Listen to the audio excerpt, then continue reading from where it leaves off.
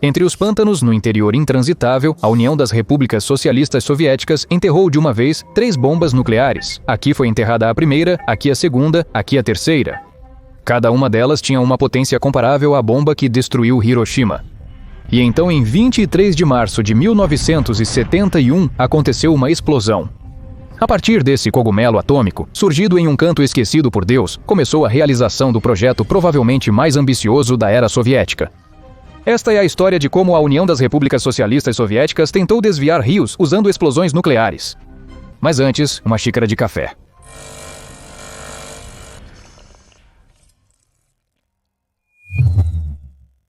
Só lembrando discretamente para fazer algo durante o vídeo. O projeto que abordaremos hoje se chamava Taiga. As autoridades planejavam conectar 2 rios. O rio Pechora, que deságua no Oceano Ártico, seria ligado ao rio Kolva por meio de um canal artificial. Mas não fazia sentido cavar o canal manualmente, pois tínhamos dominado a energia atômica recentemente. Para cavar o canal, planejavam realizar uma série de no mínimo 250 explosões nucleares e de escavação, embora algumas fontes citem números diferentes, chegando até 750 explosões. E tudo isso para criar um canal de 112 quilômetros de extensão.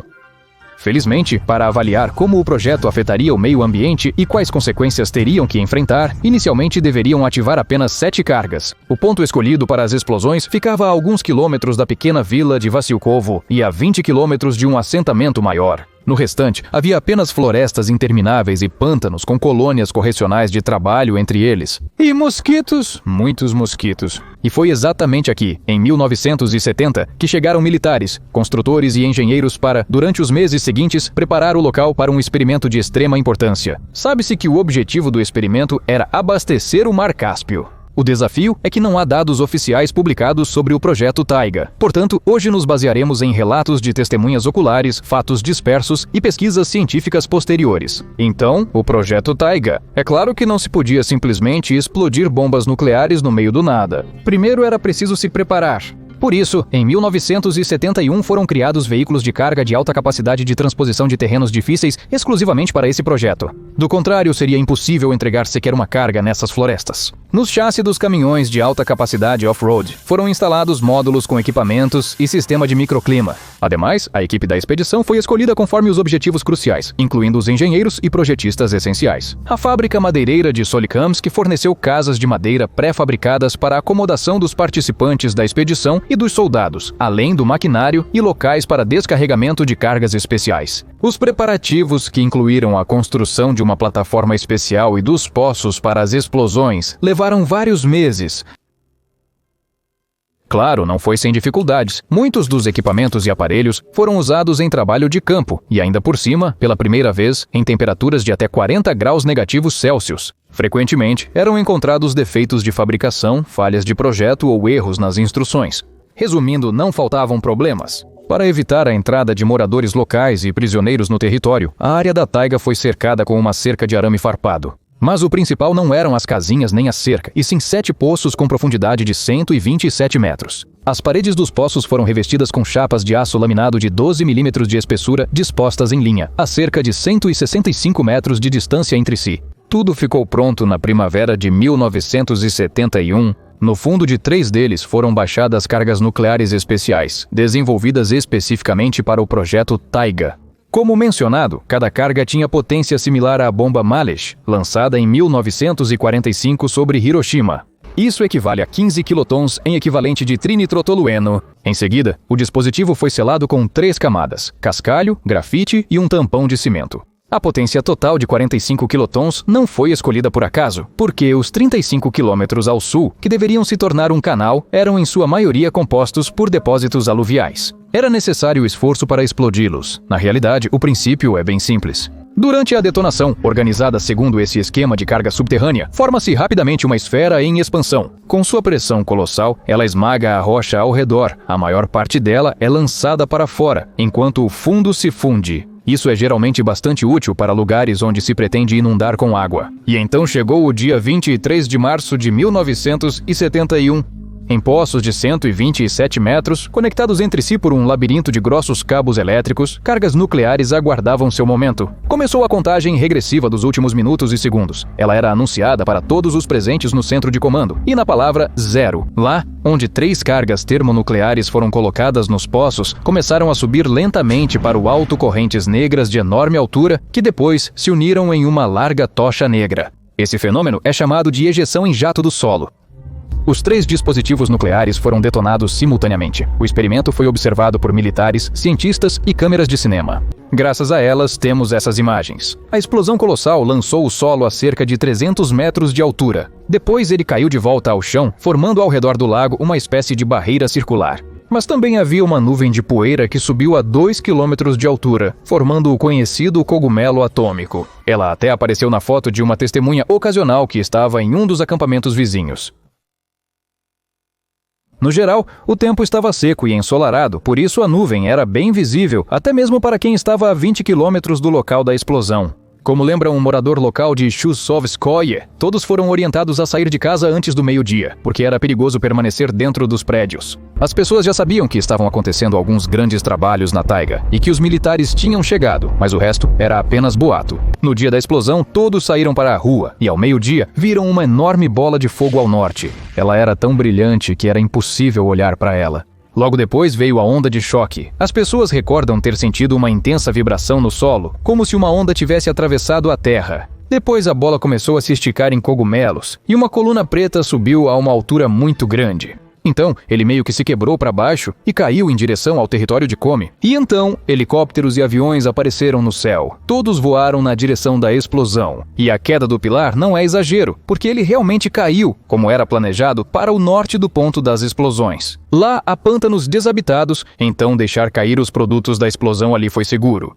Mas o aparecimento de equipamentos especiais, é claro, gerou vários boatos. As pessoas, preocupadas, exigiram dos membros da expedição explicações sobre o que estava acontecendo e o que esperar. Os engenheiros e projetistas explicaram e asseguraram que os militares pensaram na segurança deles. E também avisaram o que, afinal, deveria ser evitado. Embora os moradores locais tenham ficado muito impressionados, a explosão não foi suficientemente bem sucedida. Sim, as 3 cargas funcionaram normalmente, mas a liberação de energia foi de 20% a 30% menor que o calculado. Além disso, o aprofundamento no poço foi excessivo. Com isso, formou-se uma espécie de ilha no local da colocação da carga do meio. A ilha ainda pode ser vista hoje. Ela atrai turistas que buscam a carga nuclear esquecida.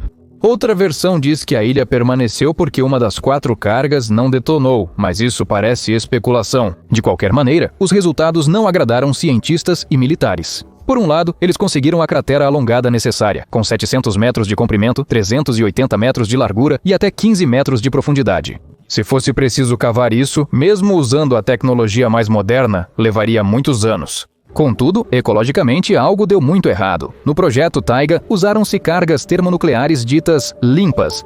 Isso significa que cerca de 94% da energia das explosões era gerada por reações de fusão termonuclear, que não produzem contaminação radioativa. Mas radiação é radiação, e os 6% restantes foram suficientes para criar uma trilha radioativa de 25 quilômetros de comprimento. Além disso, produtos radioativos desse teste, mesmo em quantidade mínima, foram detectados na Suécia e nos Estados Unidos. E isso se tornou um problema real, porque já violava diretamente os tratados internacionais da União Soviética. Apesar do experimento repetido estar marcado para o início de 1976, a contaminação aparentemente enterrou a ideia de desviar rios com explosões nucleares.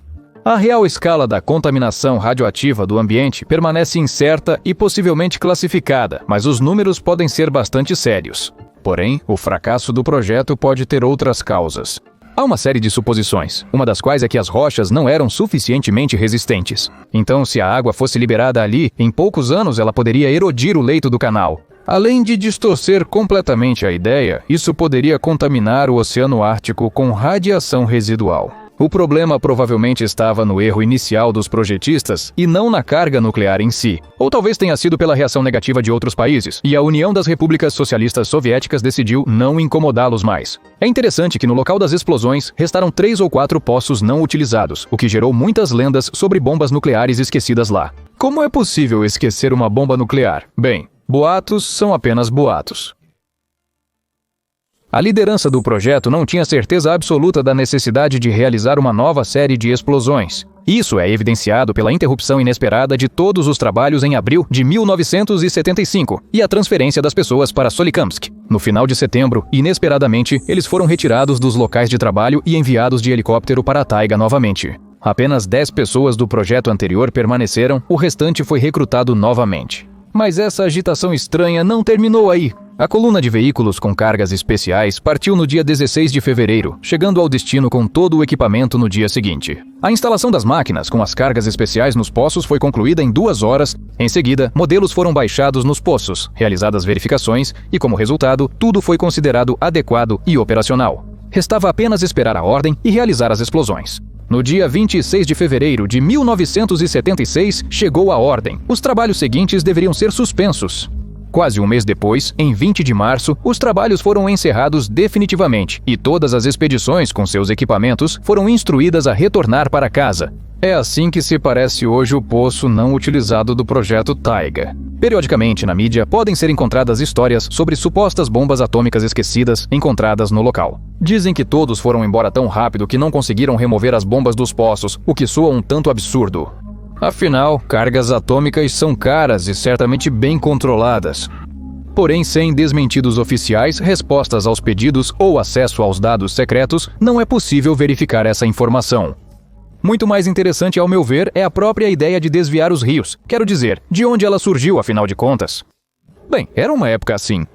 A União Soviética estava ativamente engajada na conquista dos grandes rios, construindo inúmeras usinas hidrelétricas no Volga e nos rios da Sibéria. Mas isso não era suficiente. Nos ministérios e institutos de projetos, surgia uma ideia de uma escala completamente diferente, uma ideia totalmente fantástica.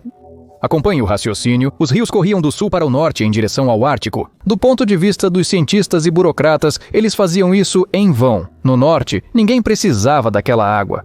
Simultaneamente, a Ásia Central enfrentava uma crise hídrica. Suas estepes quentes e desertos sofriam com a escassez de água doce. Os recursos locais eram insuficientes para a agricultura e os rios e lagos estavam secando.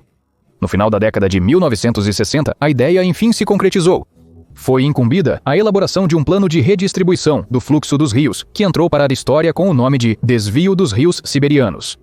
Diferente de outros desvios planejados, apenas a rota de Pechora para Kama saiu do papel.